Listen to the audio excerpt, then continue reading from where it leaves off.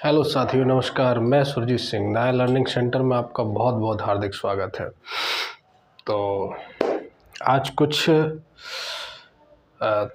थोड़ा सा जुकाम सा है, तो बिल्कुल परेशान ना हो आप लोग कि वीडियो में या क्लास में मज़ा नहीं आएगा। ऐसा कुछ नहीं, क्लास में भरपूर मज़ा आएगा। और आज हम लोग अपना कुछ प्राकृतिक संख्याएं जो हम लोगों ने सीखी हैं, उन्हीं प्राकृतिक संख्याओं में सम संख्याएं, विषम संख्याएं और भाज्य संख्याएं, अभाज्य संख्याएं और सहअभाज्य संख्याएं, जुड़वा अभाज्य संख्याएं, इन सब संख्याओं के से संबंधित हमारे एग्ज़ाम में काफ़ी क्वेश्चन बनते हैं। तो हम लोगों ने सीखा तो कई बार है, सम संख्या विषम संख्याएं सीख भी लेते हैं, लेकिन अक्सर कन्फ्यूज़न होती है।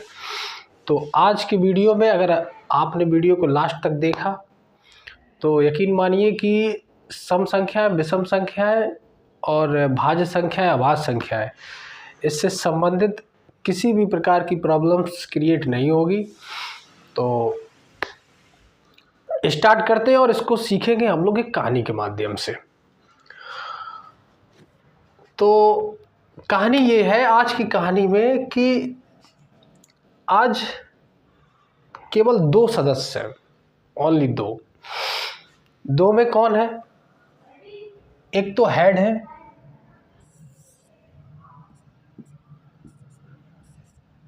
एक तो उनके हेड है,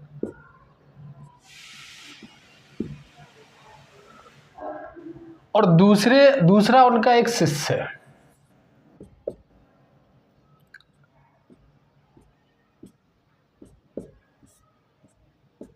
ये शिष्य है।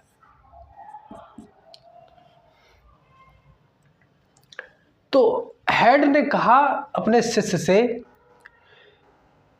कि जो आपको हमने प्राकृतिक संख्याएं बताई थी, उन सभी संख्याओं में क्या क्या क्वालिटी है।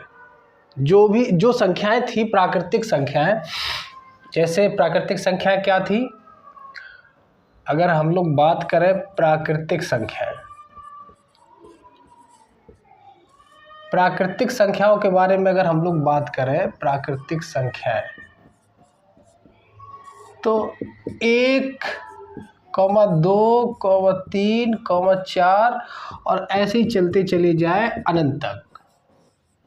ये प्राकृतिक संख्याएं अपनी थी। तो ये जो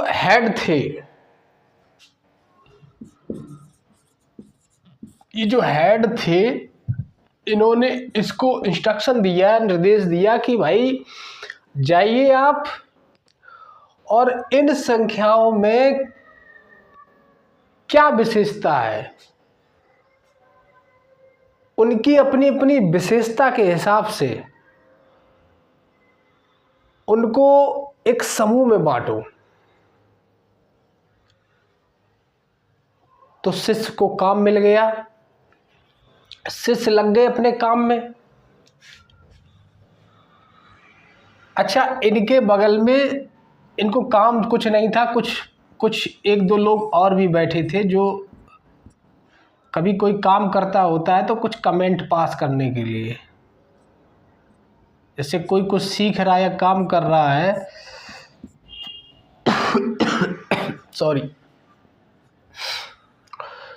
तो उसको पास करने के लिए कुछ लोग बैठे होते हैं जो कुछ कमियां वगैरह निकालते हैं। तो ऐसे भी लोग थे, 1-2 लोग थे यहाँ बैठे थे।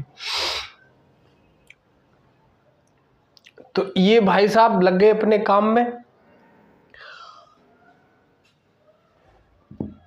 तो इन्होंने देखा कि 1 से लेके और अनंत तक की संख्याओं में इन्होंने देखा कि यार 1 से अगर हम स्टार्ट करें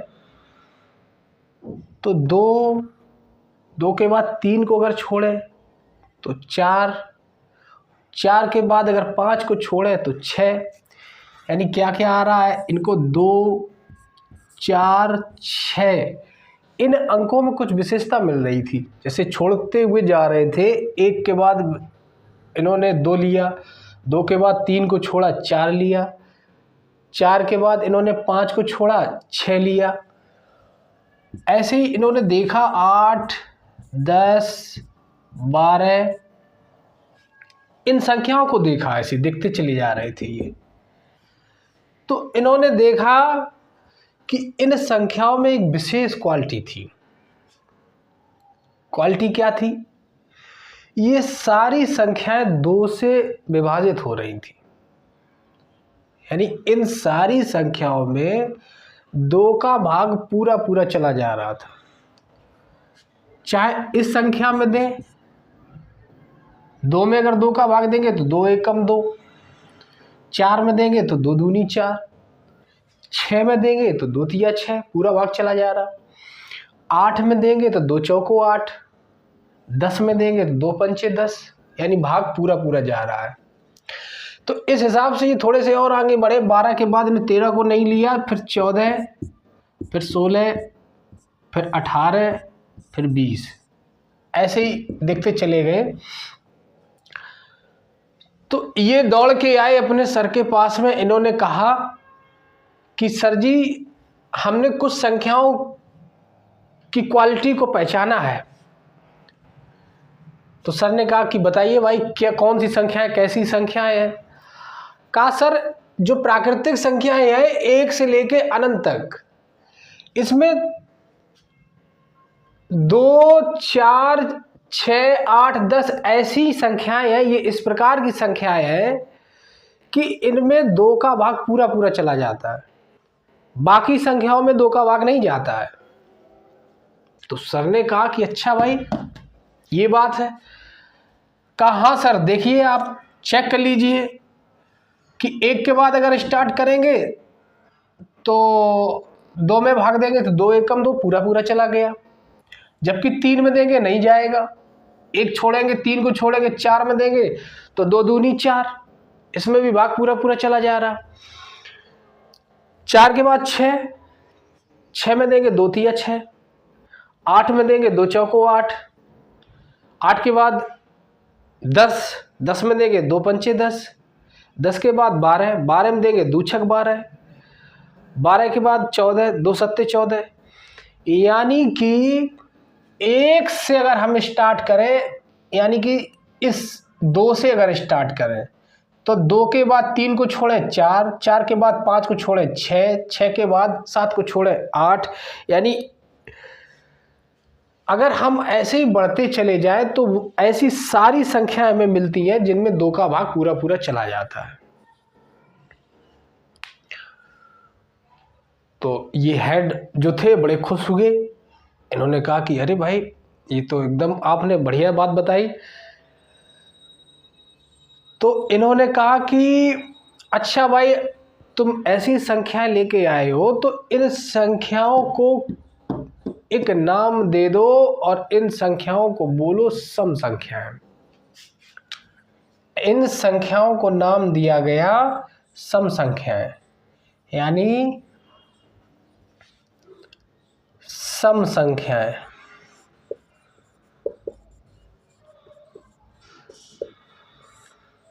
सम संख्याएं यानी वे सभी संख्याएं जिनमें 2 का भाग पूरा पूरा चला जाता है, यानी कि वे सभी प्राकृतिक संख्याएं जिनमें 2 का भाग पूरा पूरा चला जाता है, वे सभी संख्याएं सम संख्याएं कहलाती हैं। वे सभी प्राकृतिक संख्याएं जिनमें 2 का भाग पूरा पूरा चला जाता है, उन सभी संख्याओं को सम संख्याएं कहते हैं। यानी सम संख्याओं की बात अगर करें तो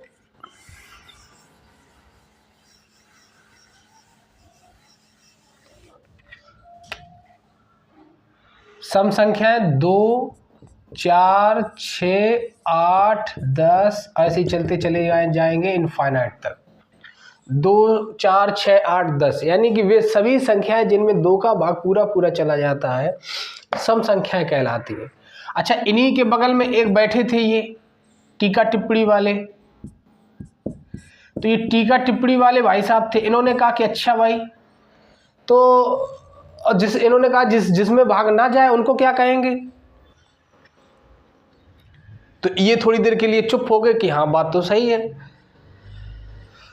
तो फिर इन्होंने हेड साहब जो थे, इन्होंने कहा कि जिन संख्याओं में 2 का भाग ना जाए वे सभी प्राकृतिक संख्याएं, ये जितनी भी लिखी हैं, वे सभी प्राकृतिक संख्याएं जिनमें 2 का भाग चला जाए उनको तो सम संख्याएं बोलेंगे, और जिनमें 2 का भाग ना जाए उन्हें सीधा बोल दो विषम संख्याएं। यानी विषम संख्याएं क्या होती हैं? और जैसे ही इन्होंने हेड साहब ने ये बात कही वैसे ही इनका मुंह तुरंत बंद हो गया। जो भी इन्होंने टीका टिप्पणी करने के लिए बैठे थे तुरंत शांत हो गए कि अरे भाई हमने जो पूछा तुरंत ही इन्होंने बता दिया। तो यानी कि कहा गया कि वो सभी संख्याएं जिनमें 2 का भाग ना जाए, चाहे कोई सी भी संख्या हो, यानी ऐसी सभी संख्याएं, ऐसी सभी प्राकृतिक संख्याएं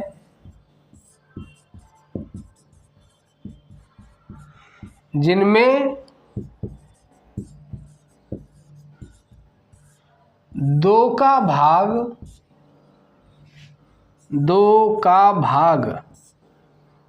पूरा पूरा ना जाए,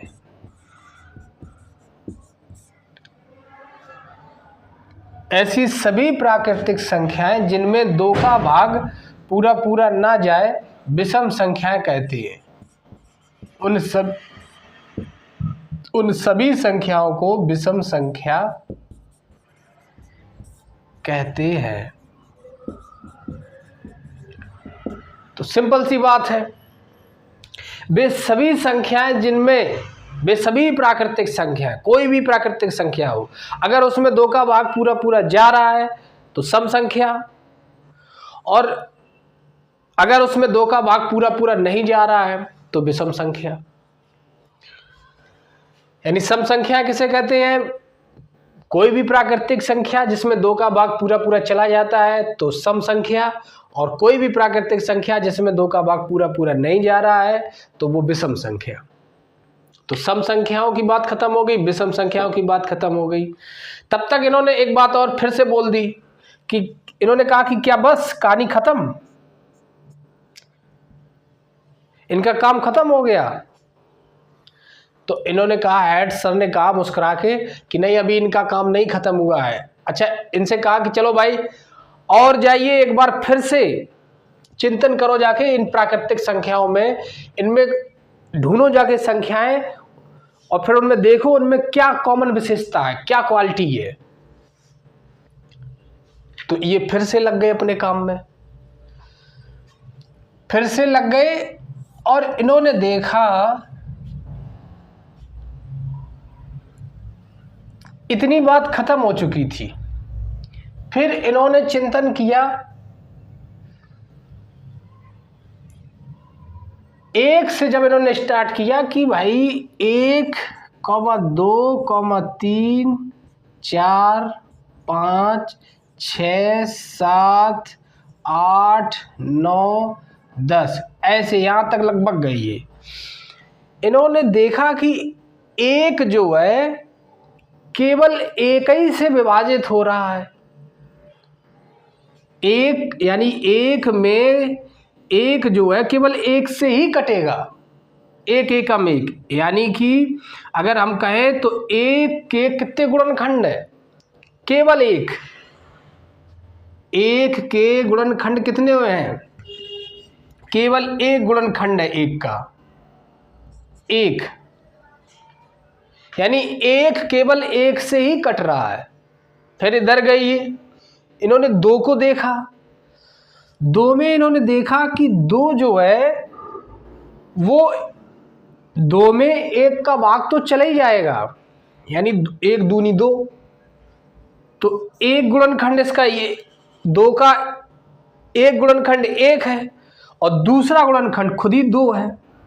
यानी कि 2 जो है वो 1 दूनी 2 और 2 एकम 2, 2 के 2 गुणनखंड है। फिर थोड़े से आगे बढ़े, 3 को देखा। 3 में इन्होंने देखा कि 3 के कितने गुणनखंड हैं, यानी गुणनखंड का मतलब है कि वे सभी संख्याएं जो उस संख्या को काट सकती हैं, या वे सभी संख्याएं जो उस संख्या में पूरा पूरा भाग चला जाता है उन संख्याओं का, यानी कि 1 का भाग 2 में पूरा पूरा चला जा रहा, 2 का भाग भी 2 में पूरा पूरा चला जा रहा। ऐसे 3 के कितने गुणनखंड हैं? तो उन्होंने देखा कि 3 का एक तो 1 हो गया, दूसरा 3 ही से कटेगा, बाकी किसी से नहीं कटेगा, तो यानी कि 3 के भी 2 गुणनखंड हैं। फिर थोड़े से और आगे बढ़े, 4 के देखा। 4 में इन्होंने देखा कि 4 का एक तो 1 गुणनखंड है, दूसरा 2 है, फिर तीसरा 4 है।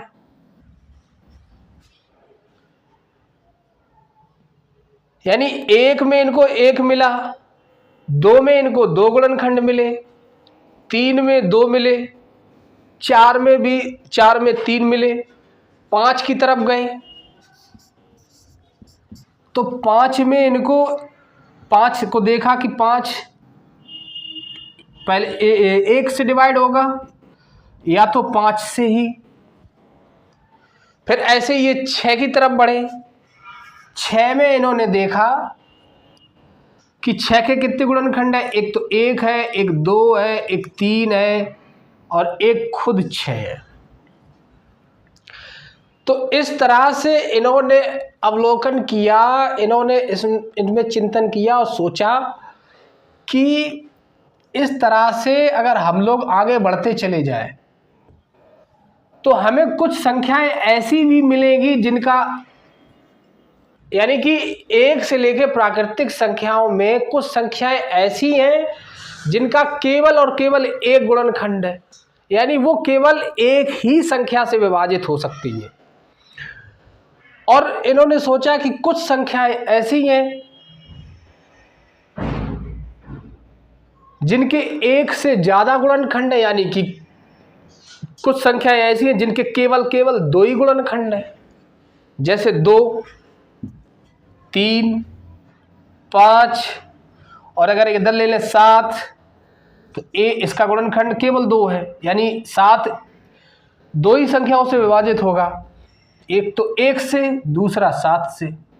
अगर 8 देखें तो 8 के कितने गुणनखंड हो जाएंगे, 8 एक तो 1 से विभाजित होगा, दूसरा 2 से विभाजित हो जाएगा, 2 चौको 8, तीसरा 4 से विभाजित हो जाएगा और चौथा खुद ही 8 से विभाजित हो जाएगा। यानी 8 के गुणनखंड देखें तो 1 2 3 4,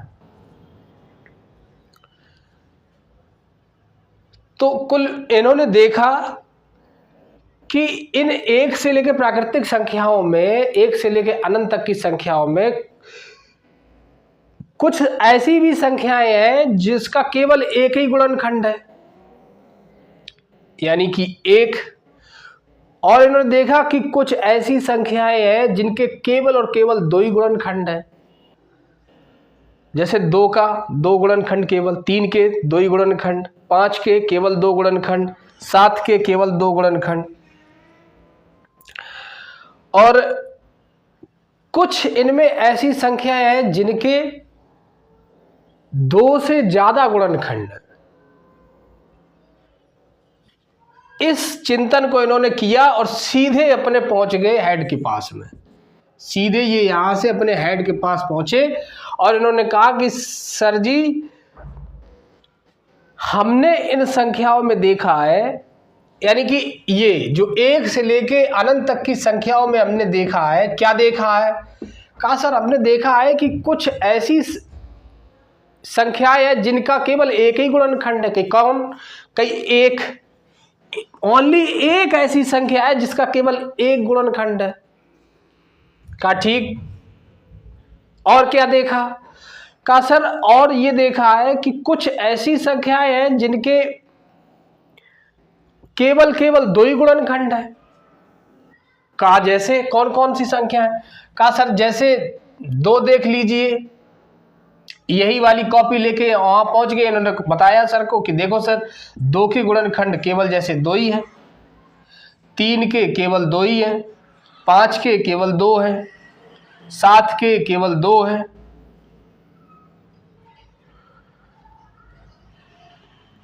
और इन्होंने कहा, हेड साहब ने कहा कि अच्छा भाई, कि हाँ सर, कई और इसके बाद और आपने क्या देखा? कि सर इसके बाद में हमने एक चीज और देखी है कि कुछ ऐसी संख्याएं हैं जिनके 2 से ज्यादा गुणनखंड है। कई वो कौन कौन सी संख्या है? कि सर जैसे 4 के 2 से ज्यादा गुणनखंड है, यानी 3 है। जैसे 6 के 4 है। जैसे 8, ऐसी भी संख्याएं हैं। तो कहा हाँ भाई ये तो बिल्कुल सही बात है। इन्होंने कहा कि अच्छा एक काम करो, वे सारी संख्याएं, यानी कि जिन संख्याओं के गुणनखंड 2 ही हैं, उसका मतलब ये है कि या तो वो 1 से कट रही या खुद से कट रही। जिन संख्याओं के गुणनखंड 2 है केवल, उसका मतलब यही है कि या तो वो 1 से कट रही या खुद से कट रही, और किसी से भी नहीं कट रही। यानी कि उनको और कोई भी संख्या नहीं काट सकती, या तो वो खुद से कटे या तो 1 से कटे। तो और ऐसी संख्याएं, तो जो खुद से कटे, 1 से कटे, इससे और भी किसी से कटे, तो इन दोनों संख्याओं को अलग अलग डिवाइड कर दो। यानी इन दोनों क्वालिटी वाले, इनकी जो अपनी अपनी क्वालिटी है, इन संख्याओं को अलग अलग समूह में विभाजित करके इनका एक पर्टिकुलर अपना अपना नाम दे दो। कहा जी सर बताएं क्या नाम दें? कहीं एक काम करिए, वे सभी संख्याएं जो केवल 2 ही संख्याओं से कट सकती हैं, यानी कि या तो अपने से या खुद से, उन सभी संख्याओं को नाम दे दीजिए अभाज्य संख्याएं। अभाज्य संख्याएं, अभाज्य संख्या को हम लोग बोलते हैं इंग्लिश में प्राइम नंबर।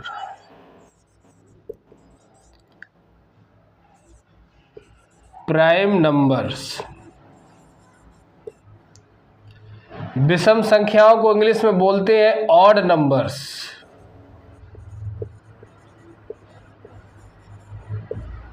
और सम संख्याओं को इंग्लिश में बोलते हैं इवन नंबर्स।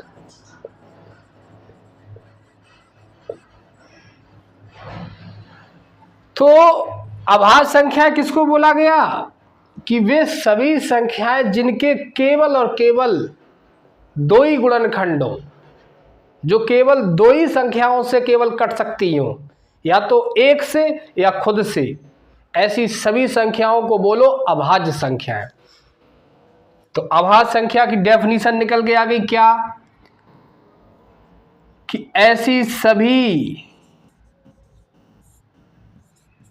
सभी प्राकृतिक संख्याएं, ये भी लगाएंगे प्राकृतिक संख्याएं, जिनके केवल 2 गुणनखंड हो, 2 गुणनखंड हो, गुणनखंड का मतलब केवल 2 ही संख्याओं से वो केवल कट सकती हैं, केवल 2 गुणनखंड हो, 1 या फिर स्वयं। 2 गुणनखंड कौन? या तो 1 या खुद ही स्वयं से। ऐसी सभी संख्याओं को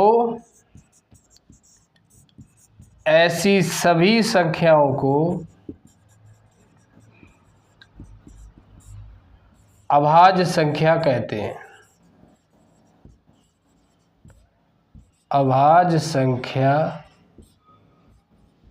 अभाज्य संख्याएं कहते हैं।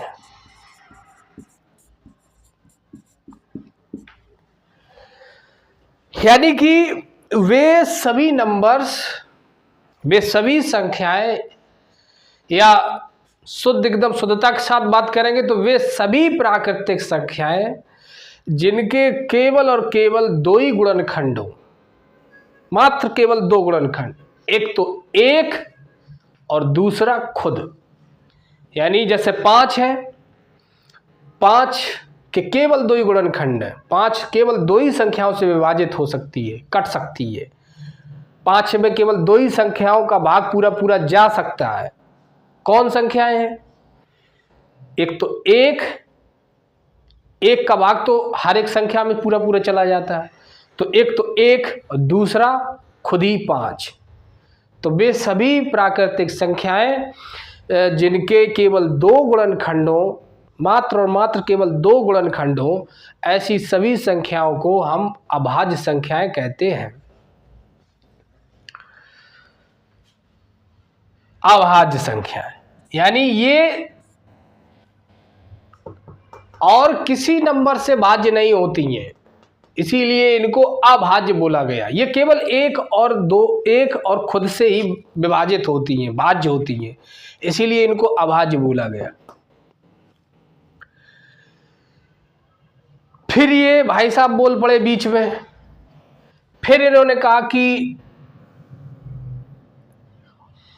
इन्होंने फिर एक बात अपनी निकाल दी। इन्होंने कहा कि अच्छा, और जिनके दो गुणनखंड ना हो, जो ये तुमने पूरी रामायण अभी बताई है, इनको क्या बोलेंगे? तो हेड साहब ने कहा कि अरे भाई थोड़ा धैर्य रखो, परेशान मत हो, सब अभी सलूशन निकाल रहे हैं हम लोग, सब कुछ क्लियर करेंगे। तो थोड़ा सा ये शांत रह गए, बोले कि अच्छा करो, देखते हैं क्या कर रहे हो। जो जिनके दो गुणनखंड थे उनको तो आपने कह दिया अभाज्य संख्याएं, और जिनके दो से ज्यादा गुणनखंड है इनको क्या कहोगे? तो हेड साहब ने कहा भाई इनको बोल दो भाज्य संख्याएं।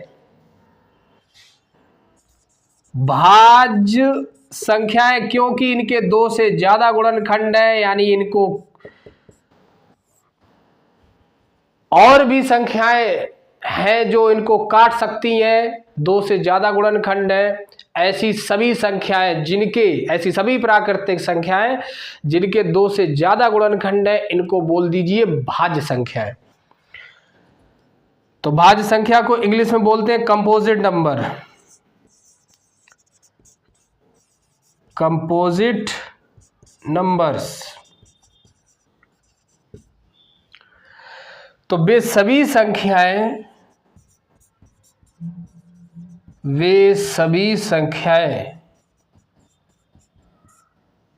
जिनके केवल और केवल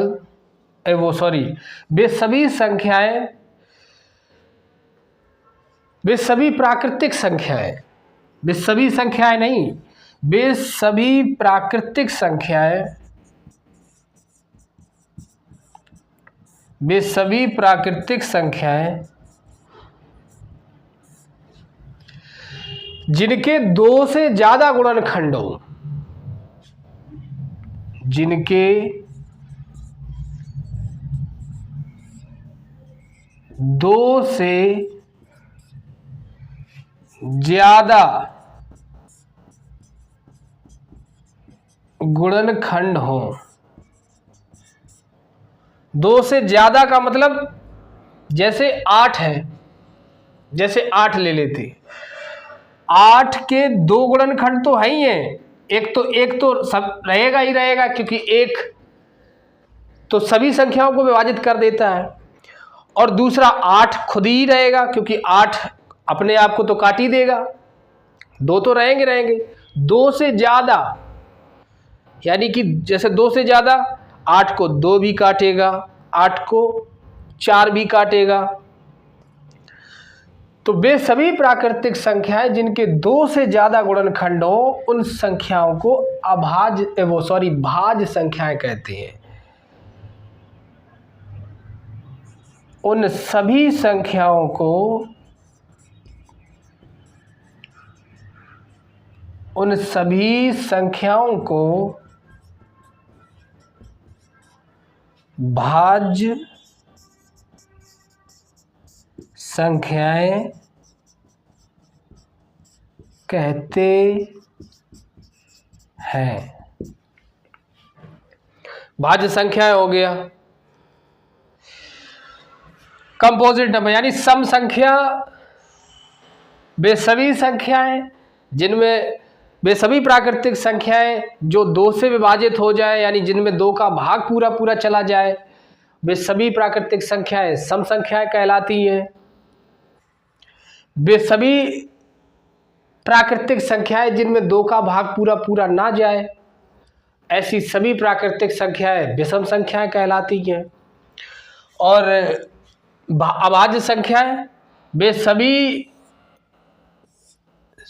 प्राकृतिक संख्याएं जिनके केवल और केवल 2 गुणनखंडों जो केवल और केवल 2 ही संख्याओं से विभाजित हो, यानी या तो 1 से या खुद से, ऐसी सभी संख्याओं को हम अभाज्य संख्याएं कहते हैं।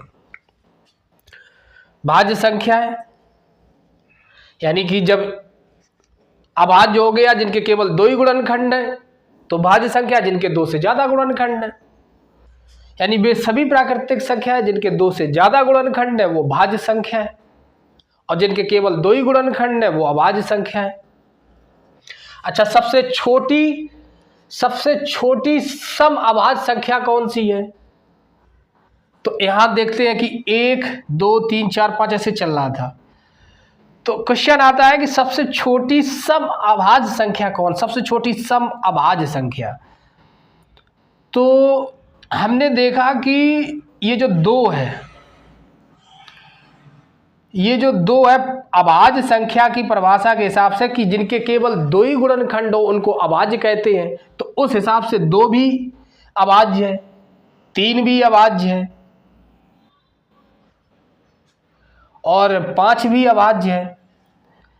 लेकिन 2 में एक क्वालिटी एक और है कि ये सम संख्या भी है, क्योंकि सम संख्या कहती है, सम संख्याओं की डेफिनेशन है, परिभाषा कहती है कि ऐसी संख्याएं जिनमें 2 का भाग पूरा पूरा चला जाता है वो सभी संख्याएं सम संख्याएं होती हैं।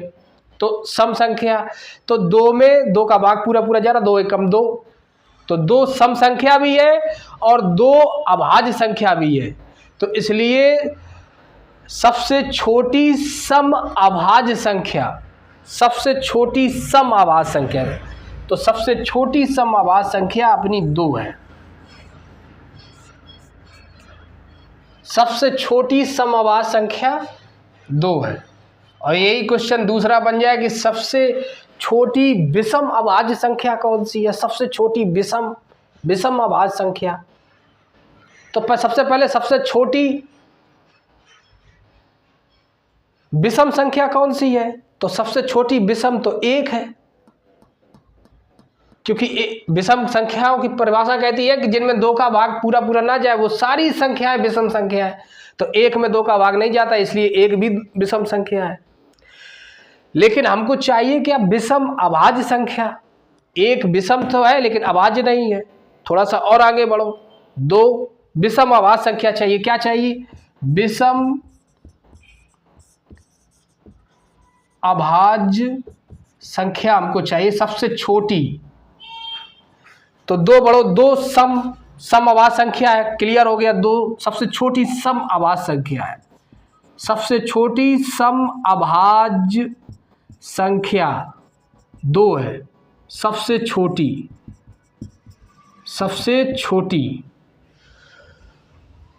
2 के बाद बढ़ो 3 सबसे छोटी विषम अभाज्य संख्या है। सबसे छोटी विषम सबसे छोटी विषम अभाज्य संख्या 3 है। सबसे छोटी विषम अभाज्य संख्या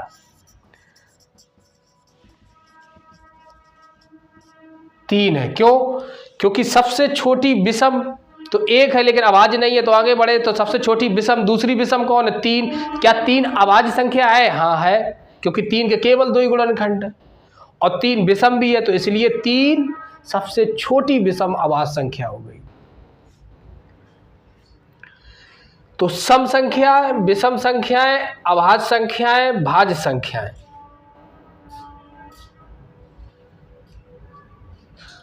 इन सभी संख्याओं के बारे में लगभग चर्चा क्लियर हो गई।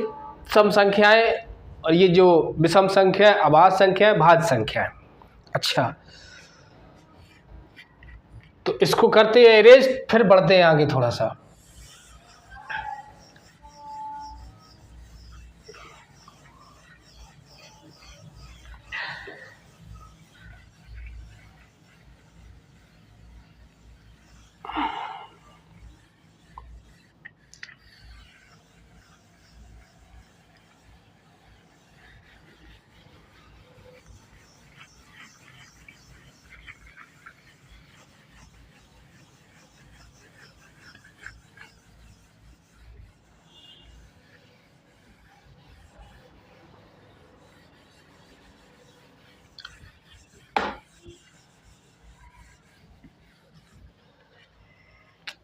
अच्छा, फिर ये बाबूजी जो बैठे थे टीका टिप्पणी वाले, फिर इन्होंने टीका टिप्पणी कर दी, क्योंकि ये इसी के पीछे पड़े थे।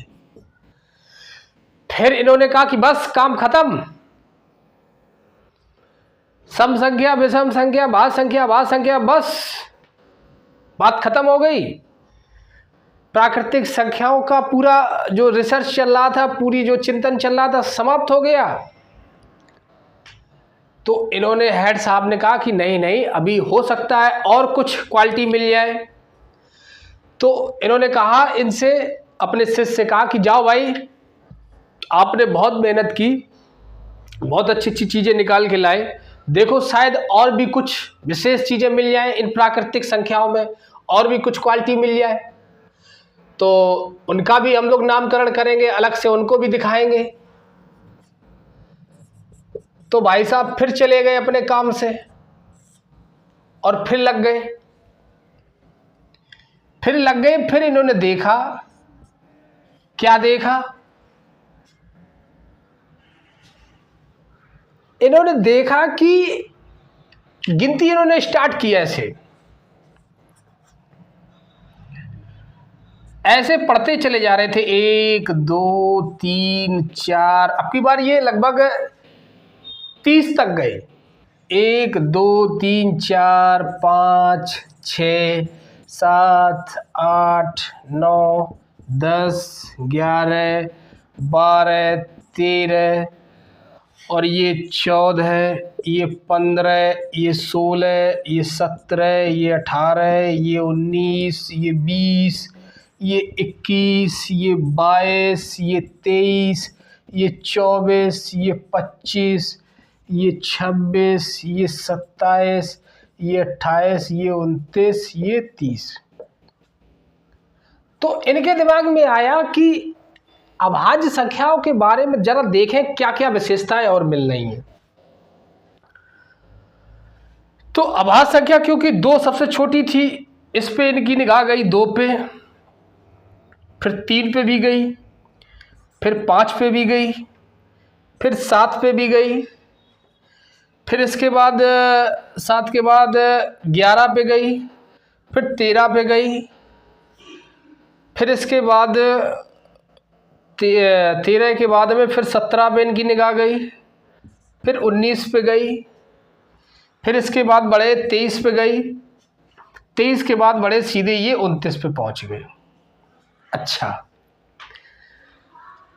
तो ये सोच रहे थे कि भाई यहाँ इन्होंने देखा कि तो लगातार है 2, फिर इन्होंने यहाँ देखा कि ये इन 2 अभाज्य संख्याओं के बीच में 2 का गैप है, यानी 2 का अंतर है। इधर इन्होंने देखा कि अगर हम यहां से यहां देखें 7 और 11 के बीच में, तो इन्होंने देखा कि 11 से 7 गया 4 का अंतर है, 4 का, यहाँ पे -2, यहाँ -4 का अंतर। फिर इन्होंने 11 से देखा 13 तक, तो इन्हें मिल गया फिर 2 का अंतर। फिर आगे बढ़े 13 से लेके और 17 के बीच में, क्योंकि 17 है अगला अभाज्य संख्या, अगला प्राइम नंबर, तो इन्होंने देखा 17 और 13 के बीच में अंतर है कितने का, 4 का, -4 का। फिर इन्होंने देखा 17 से 19 के बीच में फिर अंतर मिल गया -2 का भाई। फिर 19 से लेके और 23 के बीच में देखा तो यहाँ अंतर मिल गया -4। फिर 23 के बाद में इन्होंने देखा 29 तक, यहाँ तो बड़ा अंतर था, लगभग -6 का अंतर था।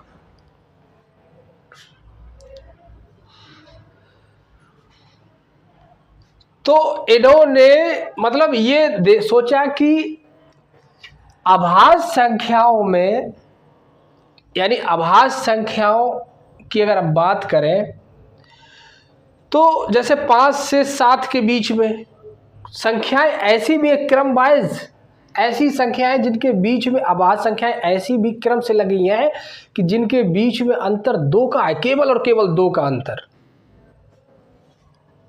ये क्वालिटी देखी उन्होंने। 4 और 7 और 6 पे उन्होंने दिमाग नहीं दिया इतने बड़े अंतर पे, लेकिन 2 वाले अंतर पे इन्होंने ज़्यादा फोकस किया।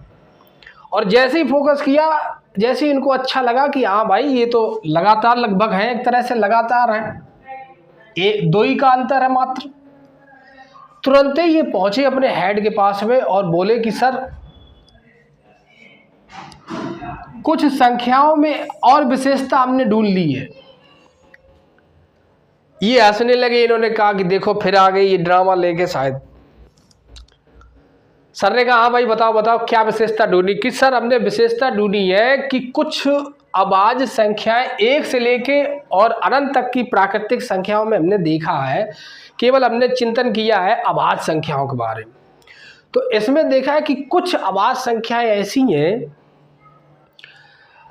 जो लगातार है, लेकिन उनमें मतलब लगातार का मतलब ये है कि उनमें अंतर मात्र 2 का है। जैसे 5 और 7, 11 और 13, 17 और 19, मात्र अंतर 2 का है। तो सर ने कहा कि अच्छा भाई ये भी ठीक है। तो सर ने कहा कि लगभग यार ये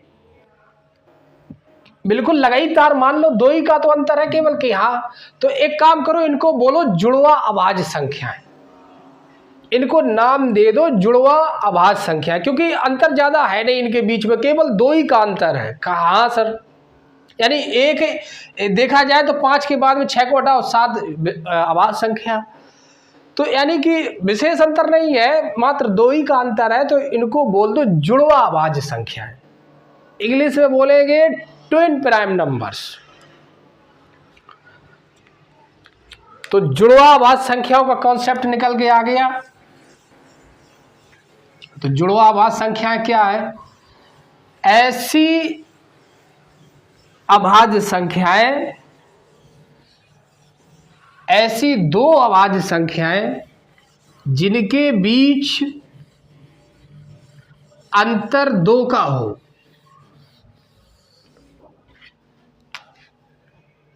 तो बात करेंगे जुड़वा अभाज्य संख्याएं।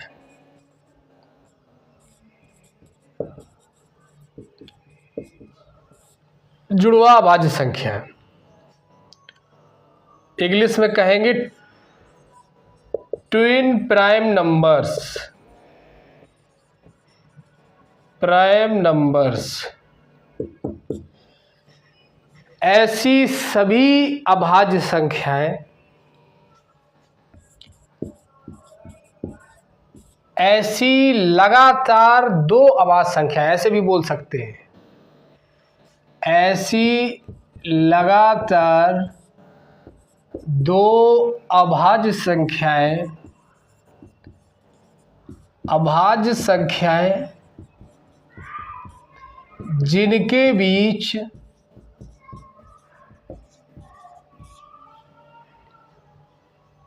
अंतर 2 का हो,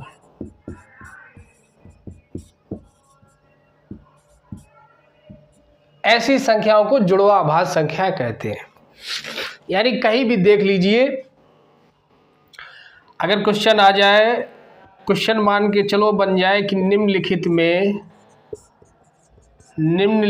में जुड़वा अभाज्य संख्या कौन नहीं है। ऑप्शन दे दे। Number 1 5,7, number 2 9,11, number 3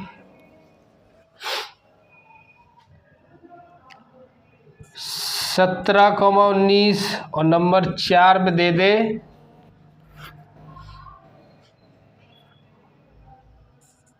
23,29। सॉरी 23,29, ये 23 है, 23,29।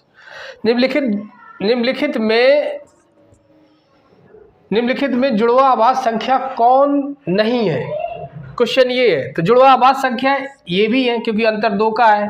दोनों अभाज्य संख्या है, 5वीं अभाज्य 7वीं अभाज्य, दोनों के बीच अंतर 2, यानी कि ये जुड़वा अभाज्य संख्या है, तो ये सही नहीं होगा। अच्छा सॉरी, यहाँ 9,11 नहीं होगा, यहाँ कर लीजिए 11 और 13। अच्छा 11 भी अभाज्य संख्या, 13 भी अभाज्य संख्या, दोनों के बीच में अंतर 2 का है, इधर भी 2 का अंतर, तो ये भी जुड़वा अभाज्य संख्या। इधर 17 भी अभाज्य, 19 भी अभाज्य, दोनों के बीच में अंतर -2 का, तो ये भी जुड़वा अभाज्य। 23 भी अभाज्य है, 29 भी अभाज्य है, लेकिन दोनों के बीच में जो अंतर है वो -6 का है, इसीलिए जुड़वा अभाज्य संख्या ये नहीं है। तो ये हमारा ऑप्शन सही होगा। तो जुड़वा अभाज्य संख्याओं का भी, जुड़वा अभाज्य संख्याओं के बारे में भी लगभग हम लोगों ने ठीक ठाक लगभग सीख लिया। अब चलते हैं, कुछ एक छोटा सा और बचा हुआ है, उसके बारे में भी देखते हैं।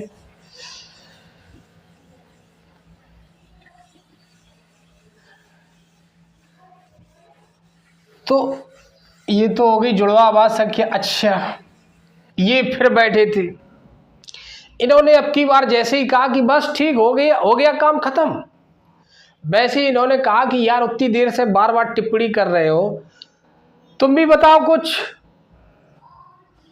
तो इनके दिमाग में भी एक आइडिया चल रहा था, इन्होंने कहा कि मेरी संख्याओं का नाम दो सह अभाज्य संख्याएं। तो हेड साहब बैठे थे, उन्होंने कैसी सह अभाज्य संख्या कि आप लिखो तो पहले सह अभाज्य संख्या है, तो लिख दिया गया, लिखा गया सह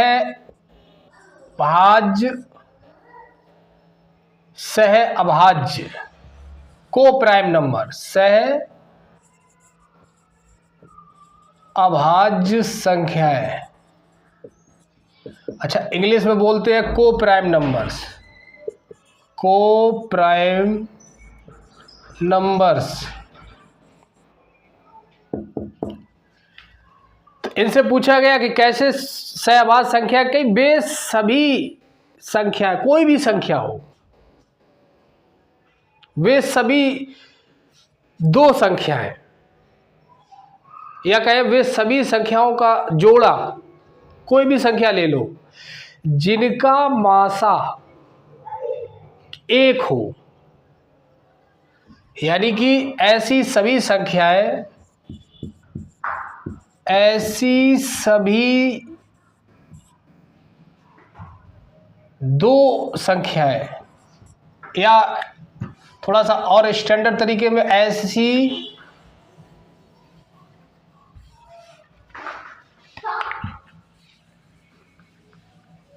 सभी संख्याओं ऐसी सभी संख्याओं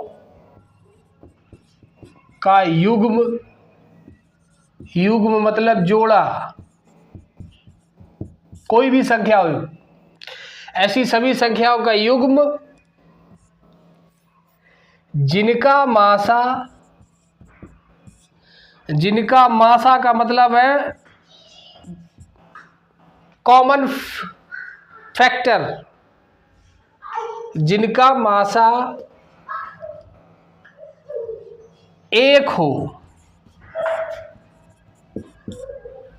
ऐसी सभी संख्याओं का युग्म जिनका मासा एक हो सहअभाज्य संख्याएं कहलाती हैं।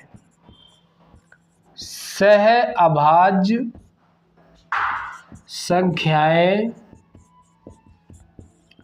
कहलाती है।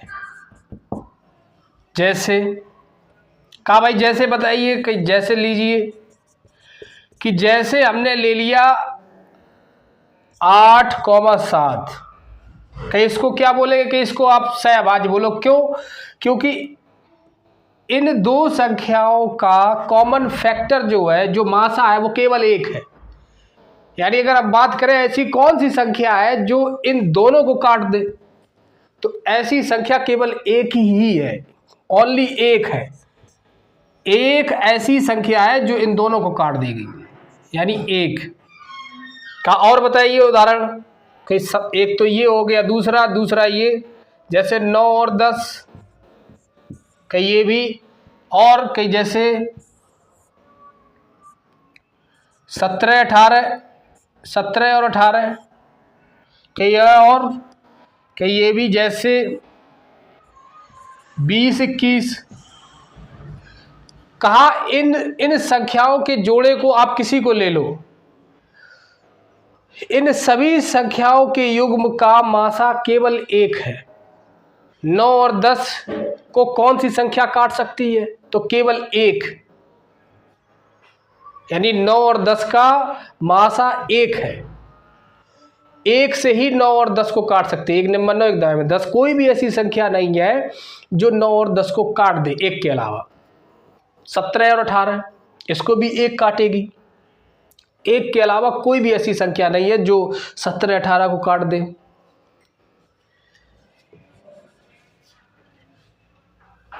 तो ऐसी सभी संख्याओं का युग्म या जोड़ा जिनका मासा एक हो, मात्र एक हो, उन सभी संख्याओं को सहअभाज्य संख्याएं कहते हैं।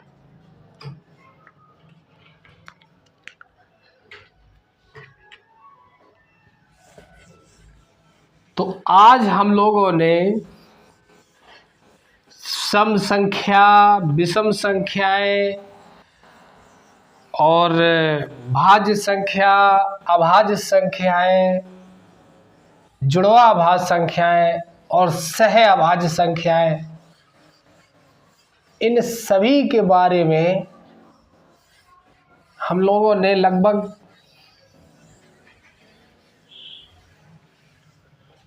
अच्छे से अध्ययन किया है। तो अगर यदि आपको ये लगे कि हाँ, कुछ इस क्लास के माध्यम से कुछ चीज़ें सीखने को मिल सकती है या कुछ समझ में आ रहा है, क्योंकि आगे भी इसी तरीके की वीडियो हम बनाएंगे और वीडियो डालेंगे, तो क्योंकि अगर आपको चीज़ें अच्छी लग रही हैं तो आप तक पहुंचनी चाहिए, इसलिए आपको चैनल को सब्सक्राइब करना बहुत ही अनिवार्य है। चैनल को आप सब्सक्राइब करिए, लाइक आपका मन हो तो कर दीजिए, ना मन हो तो कोई बात नहीं, लेकिन चैनल को सब्सक्राइब करिए, क्योंकि इस मैथ से संबंधित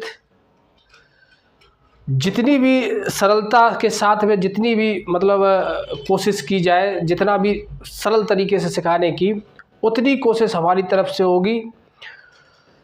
तो आज की कहानी यही समाप्त होगी। तो आप सभी को बहुत बहुत धन्यवाद और नमस्कार।